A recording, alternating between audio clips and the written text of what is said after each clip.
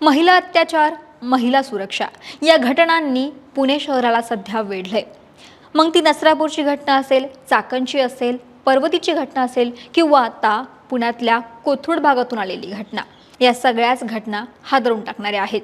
अवघ्या 16व्या वर्षी झालेलं लग्न आणि वयाच्या 18व्या वर्षी झालेला संशयास्पद मृत्यूनं शहरात खळबळ उडाली आहे। कोथरूड परिसरातील या घटनेनं मृत तरुणीच्या कुटुंबियांनी सासरच्यांवरती छळ, मारहाण आणि विष देऊन हत्या केल्याचे गंभीर आरोप केलेत। एकंदरीतच हे प्रकरण नेमकं काय आहे पाहूयात व्हिडिओच्या माध्यमातून। नमस्कार, मी अक्षता आणि तुम्ही पाहताय सकाळ। श्रुती सुनील बनसोडे हिचं बुद्धभूषण गायकवाड या मुलाशी प्रेमसंबंध होते, जे त्यांच्या घरच्यांना समजले। त्यानंतर बदनामीच्या भीतीपोटी कुटुंबियांनी श्रुती आणि बुद्धभूषण याचं लग्न लावून दिलं। 28 मार्च 2024ला या दोघांचा विवाह पडला। दोघांचाही प्रेमविवाह त्यांच्या घरच्यांनीच लावून दिला होता।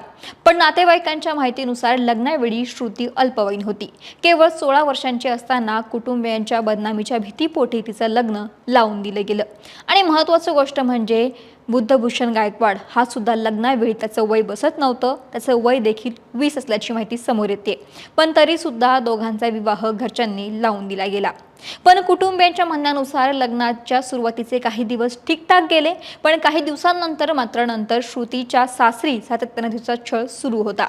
हुंड्यासाठी मानसिक आणि शारीरिक तिच्यावरती अत्याचार केले गेले असा आरोप तिच्या आई-वडिलांनी केलाय।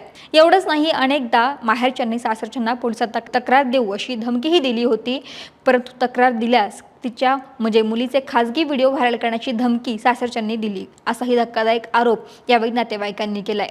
अशा 4 मे रोजी श्रुतीला अचानक प्रचंड उलट्या आणि जुलाबाचा त्रास सुरू झाला। प्रकृती गंभीर झाल्यानं तिला पुण्यातील खासगी रुग्णालयामध्ये दाखल करण्यात आलं। मात्र उपचारादरम्यान 5 मे 2026 रोजी तिचा मृत्यू झाला। श्रुतीच्या मृत्यूनंतर तिच्या आई-वडिलांनी आणि नातेवाईकांनी गंभीर आरोप करत तिला जेवणातून विष देण्यात आलं असा दावा केलाय।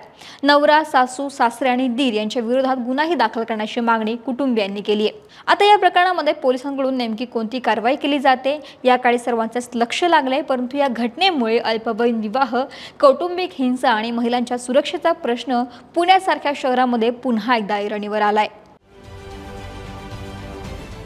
महाराष्ट्रातील सर्व बातम्यांचे विश्वासार्ह व्यासपीठ सकाळच्या सर्व सोशल मीडिया प्लॅटफॉर्मला लाईक, फॉलो आणि सबस्क्राईब करा। तसंच सर्व नोटिफिकेशनसाठी बेल आयकॉन प्रेस करायला विसरू नका।